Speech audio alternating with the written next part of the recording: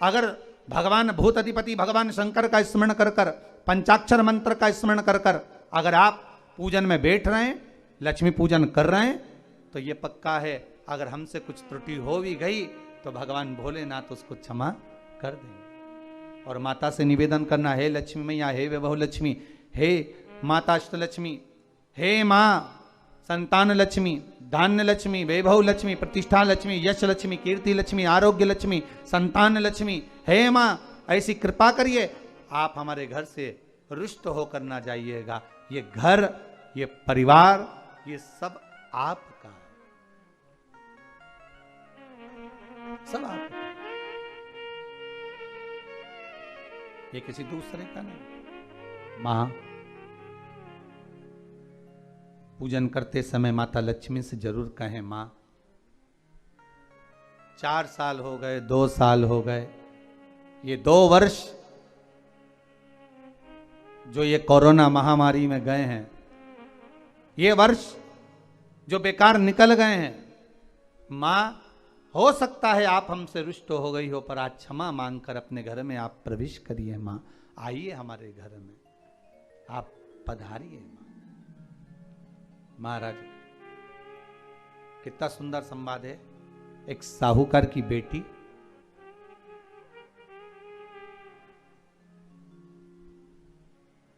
साहूकार की पुत्री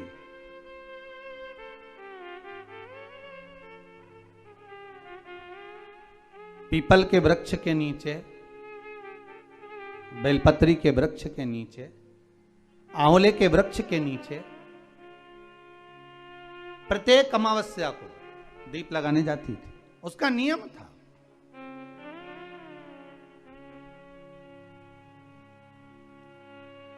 साहूकार की पुत्री प्रत्येक अमावस्या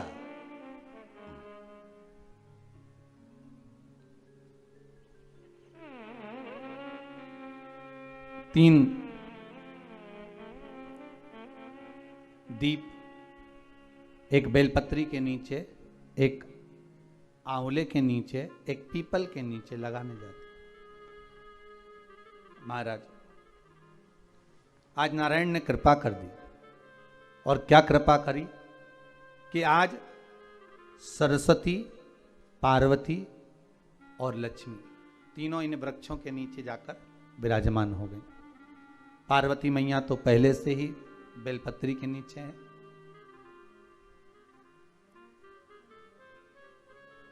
स्वयं सरस्वती मैया, लक्ष्मी मैया आंवले और पीपल के नीचे विराजमान हो गई। अब आज तीनों देवियों में बात हो रही है, आज तीनों देवियों में चर्चा हो रही है कि यदि आज अगर कोई दीप लगाने आया और पहला दीप जिसका लगेगा तो ये पक्का है कि मैं लक्ष्मी उसके घर में प्रवेश करूंगी।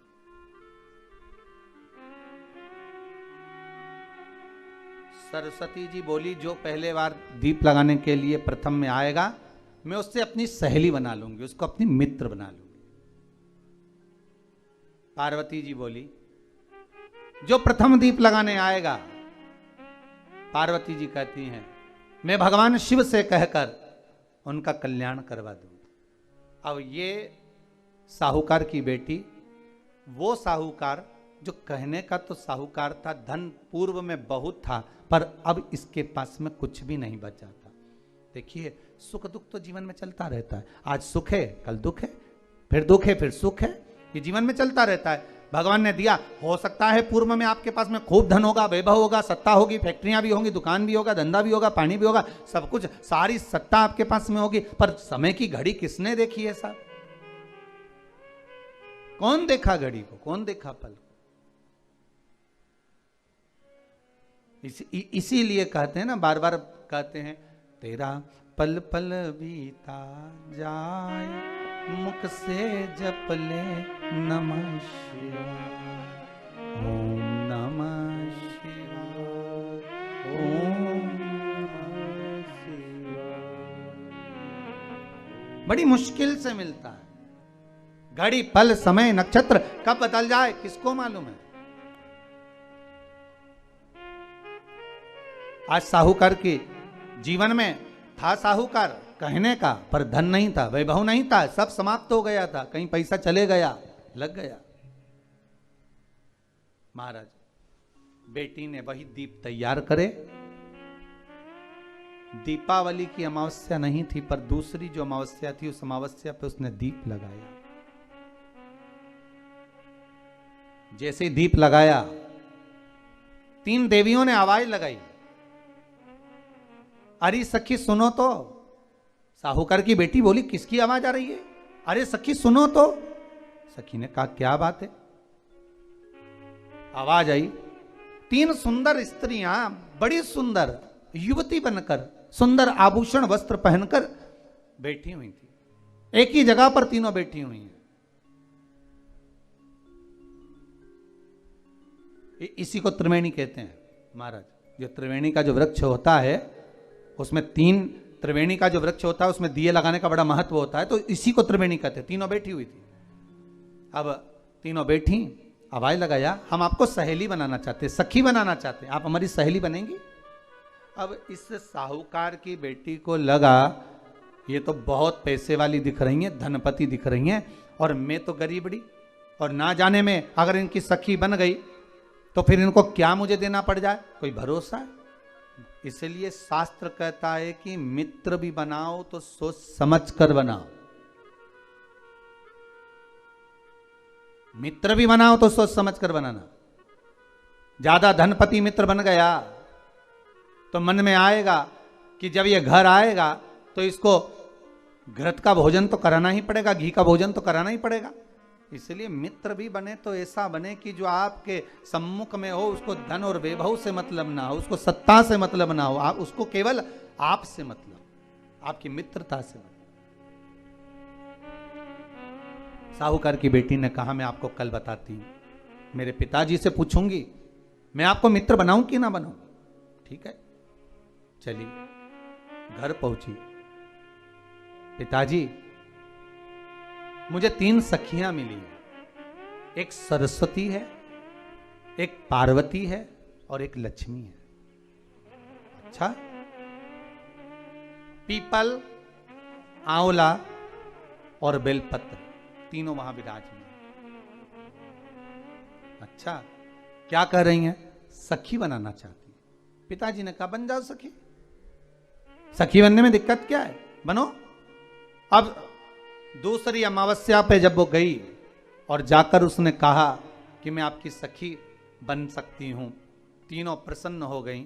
तो उसमें से एक सखी माता लक्ष्मी ने कहा कि चलो आज तुम हमारे घर चलो, हम तुम्हारा सम्मान करना चाहते हैं। सखी को माता लक्ष्मी अपने घर ले गई। साहूकार की बेटी को जब घर लेकर गई, सुंदर सोने की चौकी, सोने की थाली और सोने के गिलास, पकवान एक से बढ़कर एक माता लक्ष्मी ने जब साहूकार की बेटी के सामने परोसे, इधर माता सरस्वती, इधर माता पार्वती नजदीक में बैठ गईं और साहूकार की बेटी पकवान को पाने लगी।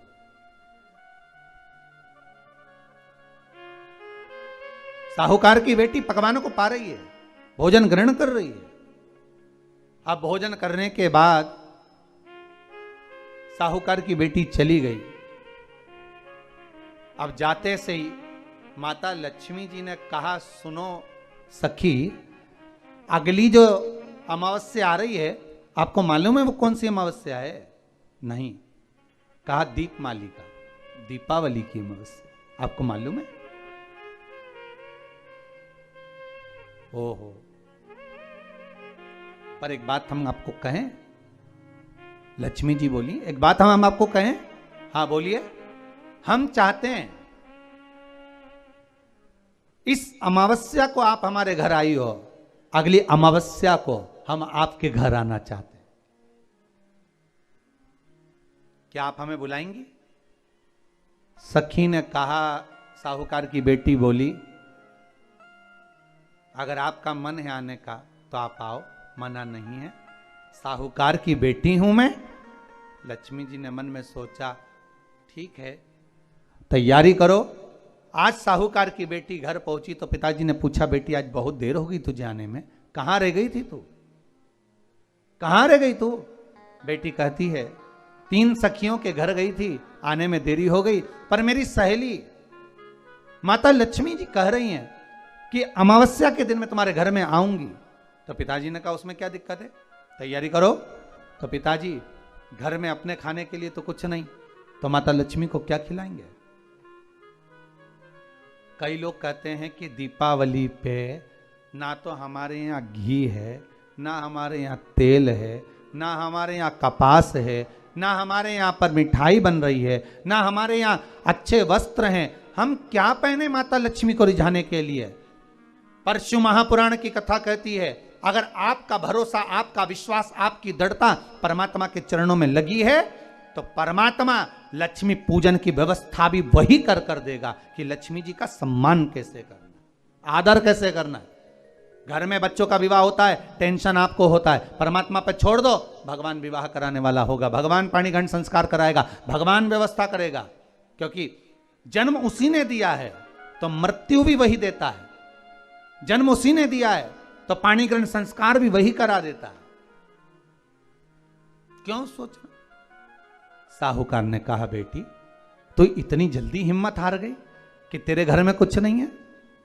गाय का गोबर ला, लीपन कर, घर को पोंछ, कचरा उठाकर बाहर फेंकिया।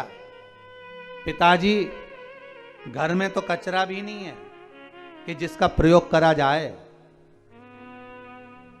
कचरा उठाकर बाहर फेंकिया। चौक पूर, पिताजी चौक पूरने के लिए तो मेरे पास में कुछ है ही नहीं, जो दीवार पर पोत रही है वही मिट्टी को पोत दे, चौक पूर। उनके घर गई थी, सोने की चौकी पर सुंदर आनंदमय भाव से बिठाया है मुझे, सुंदर सोने की थाली में भोजन कराया है मुझे,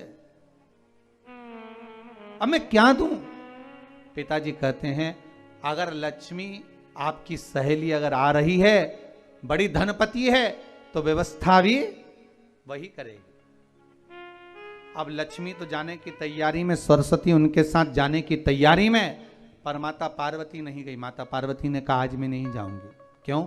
आज मुझे अमावस्या का दिन है ना, इसलिए बेलपत्री के पेड़ के नीचे मुझे रहना पड़ेगा। तो माता पार्वती बेलपत्र के पेड़ के नीचे रुक गई।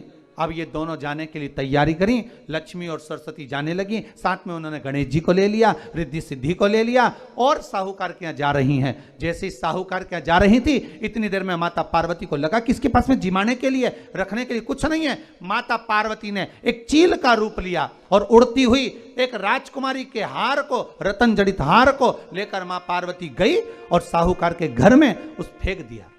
साहूकार के दरवाजे पर जैसे फेंका,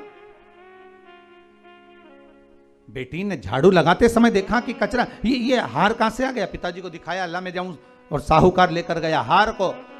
जो सेठ को दिखाया, महाराज ये हार तो करोड़ों का है, कोई साधारण नहीं। धन मिला, धन मिला तो सबसे पहले जाकर एक सुंदर चौरंग लाया, पाटा लाया, उस पाटे पर सुंदर वस्त्र बिछाया और माता लक्ष्मी के आदर की तैयारी के लिए सुंदर सुंदर घर में पकवान बनने लगे साहब। और सुंदर सुंदर पकवान बने। जैसे ही लक्ष्मी घर में प्रवेश करी, सरस्वती प्रवेश करी, गणेश प्रवेश करे, रिद्धि सिद्धि प्रवेश करी, लक्ष्मी जी ने पहला संबोधन कहा, क्यों सखी तू तो कह रही थी कि मेरे पास में कुछ भी नहीं, फिर इतना सारा सामग्री कहां से आ गई।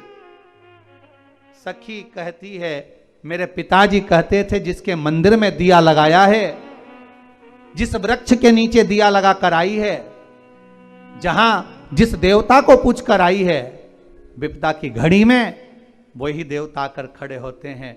ना जाने कहां से हार मिल गया, ना जाने कब प्रसाद बन गया। लक्ष्मी जी ने ध्यान लगा कर देखा कि पार्वती क्यों नहीं आई थी। समझ में आ गया कि एक सखी पूरी व्यवस्था करने में लग गई थी। ऐसी है मेरी माँ लक्ष्मी, ऐसी है माँ पार्वती, ऐसी है माँ सरस्वती। उनकी आराधना 3 दिन से आप पाटा लगाकर पूजन कर रहे हो। आज भी दीपावली का पूजन भी आपको ऐसे ही करना है। जितना पूजन आप